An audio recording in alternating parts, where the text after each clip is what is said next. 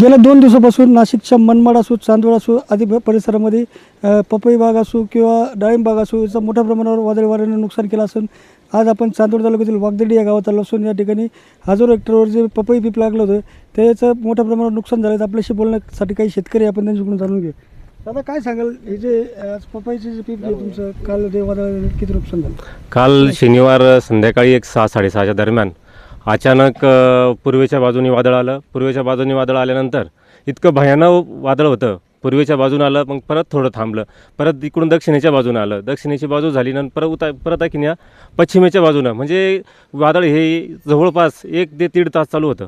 इतकं भयावह वादळ होतं का अक्षरशः डाळिंब असो, पपई असो, इतर कुठे व्हेजिटेबल पिकं असो यांचं अतोनात नुकसान झालं आहे.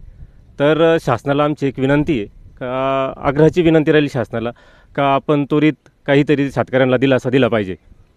आपण काय सांगाल दादा? इकडे बोल, चल.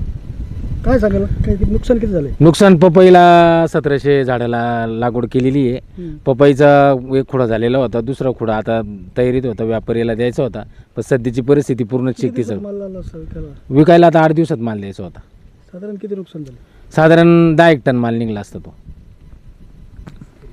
एकंदरीतच चांदवड तालुक्यात जवळजवळ मोठ्या प्रमाणावर वादळी वाऱ्याने शेतकऱ्यांचं मोठ्या प्रमाणात नुकसान केलं असून या ठिकाणी पपईचं जवळजवळ 10 टन जे पीक आहे हे आता 8 दिवसात विकण्यासाठी बाजारात येणार होतं. मात्र कालच्या या पावसाने जो आला त्यानंतर वादळी वाऱ्याने हा पपईचं पीक जे आहे हे पूर्णपणे उद्ध्वस्त झालेलं असून शेतकरी मात्र आता या संकटात सापडला आहे. जय महाराजसाठी संतोष खता, मनमाड, नाशिक.